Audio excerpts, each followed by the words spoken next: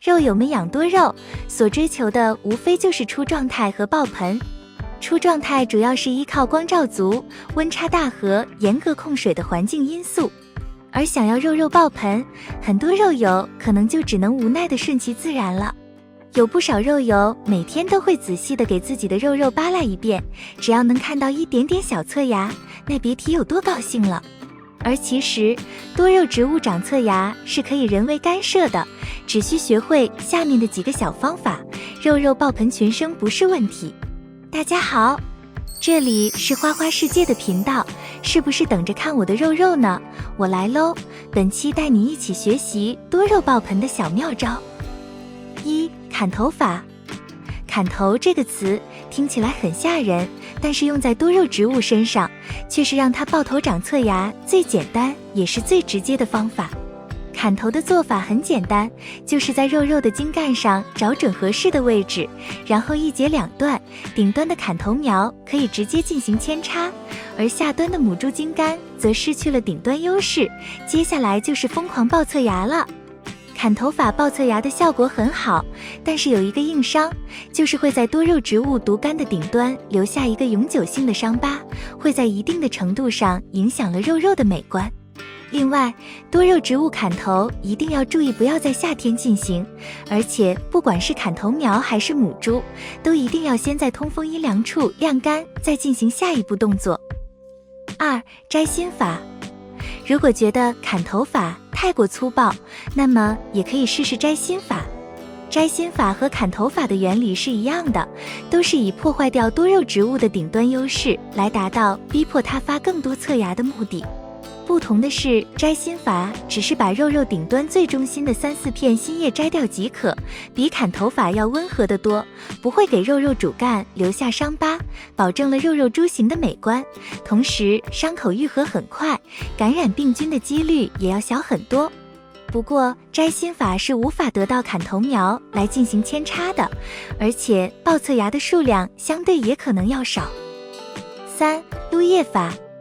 如果希望多肉植物在茎干的特定位置发侧芽，那么可以试试撸叶法，就是把这个部位的叶片稍择一下，让茎干露出生长点，好发出侧芽。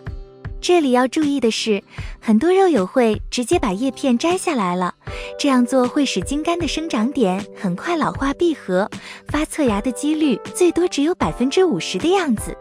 而我们所说的摘则是只把叶片向两边各扭几下，让叶片和茎干处于一个若即若离的状态，好让茎干的生长点维持更长时间的新鲜度，这样茎干发侧芽的几率就会大提高了。用撸叶法的话，则一片叶子最多只能发一个侧芽，而且还有很大几率发不出来，所以如果想要多爆芽的话，就需要多摘叶子。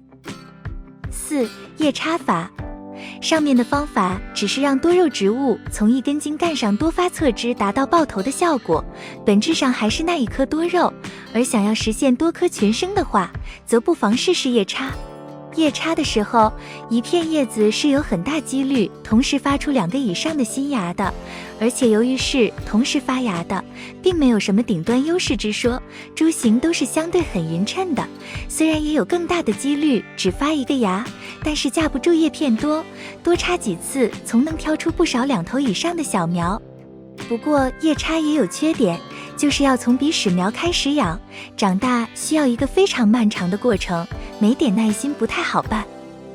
5. 药物法。不少肉友可能会奇怪，为什么在商家手里爆头的多肉会那么多？其实这里面很多商家都是会使用一种叫爆芽素的药物的。这种爆芽素的原理是打破多肉植物正常的细胞壁，让细胞分裂形成生长点，然后再发出新芽，其本质上就是激素。有不少肉友是使用过多肉爆芽素的，至于使用后的效果，则是2个极端，有的用了爆出了密麻的新芽，也有人用了掉叶子甚至归西了，估计是掌握不好用量比例。我个人感觉这种东西还是不用为妙，如果确实想要使用，一定要先把肉撸成光感，然后用药的时候掌握好稀释比例，否则很可能赔了夫人又折兵。6. 佛系法。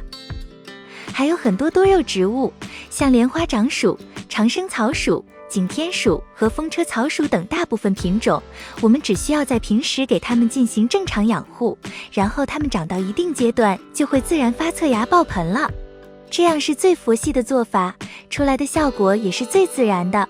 只要我们有足够的耐心，岁月自然会给肉肉最美的馈赠。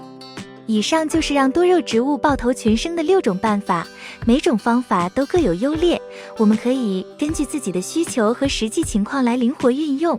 相信通过合适的方法，再加上合理的养护，肉肉一定会长满侧芽爆满盆，美成鲜肉。你学习到了吗？本期内容就分享到这里，一起来评论区分享经验吧。如果喜欢多肉植物，请点赞、关注、转发，感谢观看，我们下期见。